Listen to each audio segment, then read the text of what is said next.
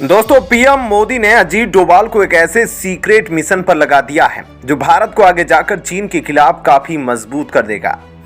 और आपको बता दें कि पीएम मोदी के इस मिशन में 3 और बड़े देश भारत के साथ शामिल हैं, जिनमें अमेरिका, यूएई और सऊदी अरब भी भारत का साथ दे रहे हैं।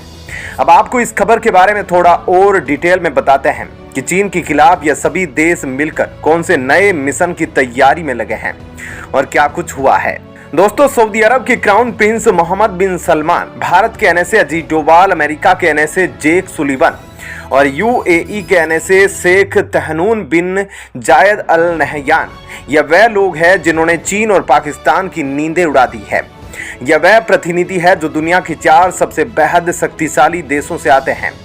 उन्होंने हाल ही में जो मीटिंग की, उससे चीन की विस्तारवादी नीतियों पर फुल स्टॉप लगना लगभग तय माना जा रहा है। ऐसे में इन खबरों ने चीन और पाकिस्तान के होश उड़ा दिए हैं। भारत ने मिडिल ईस्ट के लिए जो प्लान बनाया है, उसकी कल्पना चीन और पाकिस्तान ने कभी करी ही नहीं थी। पीएम मोदी ने ऐसा मास्टर स्ट्रोक चलाया जिससे चीन की हर चाल अब नाकामयाब हो जाएगी।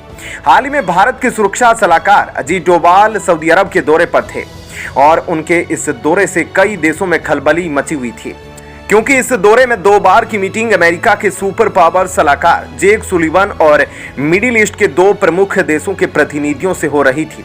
इस मीटिंग में चीन और पाकिस्तान से निपटने के लिए एक मास्टर प्लान बनाया गया और इस मास्टर प्लान के तहत भारत, अमेरिका, सऊदी अरब और यूएई जल्द ही एक प्रोजेक्ट पर काम शुरू करने वाले हैं जो मध्य पूर्व यानी कि मिडिल ईस्ट के देशों को दक्षिणी एशिया से रेल नेटवर्क के माध्यम से जोड़ेगा।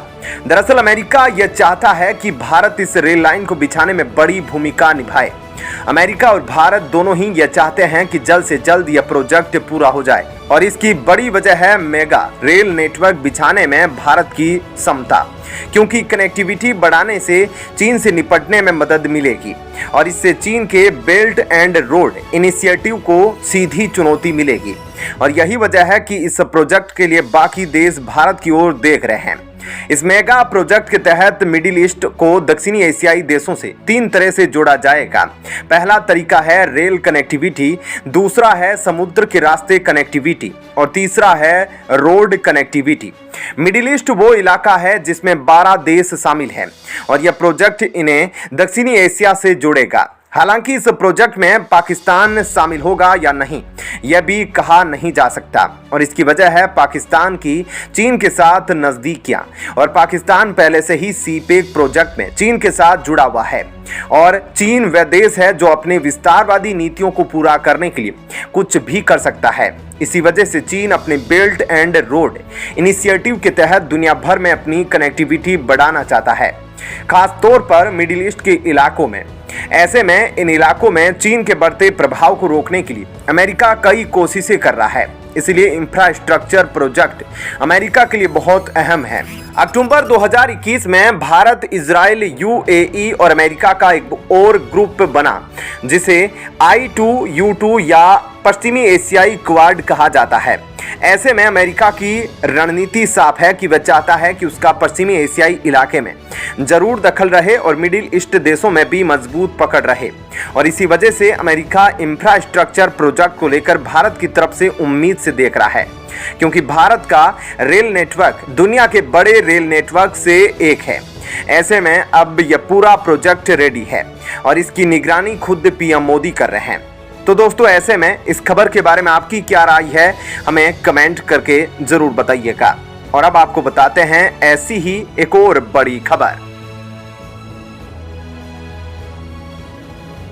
आपसे एक सीधा सा सवाल है, अगर आज भारत पाकिस्तान के बीच वॉर हो जाए, कहीं अगर भारत पाकिस्तान पर चढ़ाई कर दे, तो ऐसे में इस युद्ध का क्या नतीजा निकलेगा? तो क्या भारत इस युद्ध को जीत पाएगा या फिर पाकिस्तान? ऐसे में अगर यह हो गया दोस्तों, तो इसका ऐसा नतीजा निकलेगा जिसके बारे में आपने कभी सोचा भी नहीं होगा।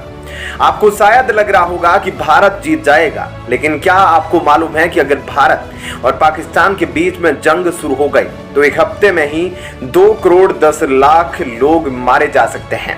आधे से ज्यादा लोग इसी समय बम से जल जाएंगे और जो बचेंगे वह भी कुछ दिनों में रेडिएशन से मारे जाएंगे। इसके बाद भी अगर कुछ लोग बच गए तो वह भूखमरी के शिकार हो जाएंगे। चलिए अब इस खबर के बारे में आपको थोड़ा और डिटेल में बताते हैं। दोस्तों, आज के समय में भारत और पाकिस्तान दोनों के पास न्यूक्लियर पावर है, तो कभी भी भारत और पाकिस्तान के बीच युद्ध जैसी स्थिति हो तो परमाणु हमले भी हो सकते हैं। ऐसे में इनके परिणाम को भुगतने के लिए हमें तैयार रहना होगा। वैसे आपको बता दें कि भारत की नीति पहले परमाणु हमला करने की नहीं है। ऐसे में अगर लगता है कि युद्ध में परमाणु हमले का इस्तेमाल होता है तो इसकी शुरुआत पाकिस्तान की ओर से होगी और डर है कि उसका निशाना भारत के दिल्ली, मुंबई जैसे शहरों या फिर चंडीगढ़, मेरठ, आगरा जैसी कोई मिलिट्री इंपोर्टेंस वाले शहर पर होगा। पर अब आपको थोड़ा इस बारे में बताते हैं कि दोनों देशों से किसके पास सबसे ज्यादा फौज है और किसके पास कितने परमाणु हथियार है। दोस्तों, भारत के पास पाकिस्तान से 5 परमाणु बम कम है। पाकिस्तान के पास 165 परमाणु बम है जबकि भारत के पास 160 है। लेकिन इसका मतलब यह नहीं कि पाकिस्तान भारत से ज्यादा ताकतवर है, क्योंकि भले ही भारत के पास परमाणु बम की गिनती पाकिस्तान से थोड़ी कम है, लेकिन भारत अपने परमाणु हथियारों को पाकिस्तान के कंपैरिजन में ज्यादा बेहतर तरीके से लॉन्च कर सकता है। भारत जमीन से, आकाश से और पानी से भी परमाणु हथियारों को लॉन्च करने की ताकत रखता है और भारत के पास पाकिस्तान की तुलना में ज्यादा और बेहतर मिसाइलें हैं जो परमाणु बम को आसानी से एक जगह से दूसरी जगह तक ले जा सकती है। पाकिस्तान के पास जहां 60 से 320 किलोमीटर तक मारक क्षमता वाली मिसाइलें हैं, तो वहीं जमीन से जमीन पर मार करने वाली भारत की पृथ्वी मिसाइल एक बैलिस्टिक मिसाइल है जिसकी क्षमता 350 किलोमीटर तक है, जबकि अग्नि मिसाइल की मारक क्षमता 700 किलोमीटर तक है। यह मिसाइल लगभग पूरे पाकिस्तान को कवर कर सकती है। और तीसरी मिसाइल है अग्नि 5 जिसकी मारक क्षमता 2000 किलोमीटर है। ऐसे में आप देखेंगे कि भारत कितनी आसानी से अपने दुश्मनों के छक्के छुड़ा सकता है। इसके लिए भारत ने सुखोई 30, मिराज 2000 और जगुआर फाइटर जेट्स को अपडेट कर लिया है, तो वहीं राफेल भी भारत के पास है।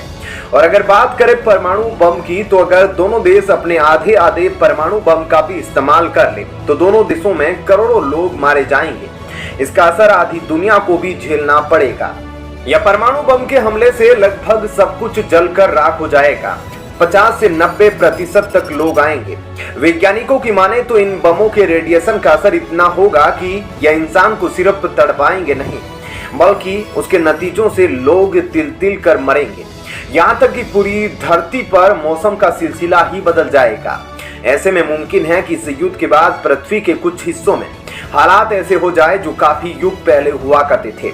एक स्टडी में बताया गया है कि युद्ध में परमाणु हमले की वजह से सूरज से आने वाले रेडिएशन ब्लॉक हो जाएंगे, जिसकी वजह से सूरज से धरती को मिलने वाली रोशनी में 25 से 30% की कमी आ जाएगी।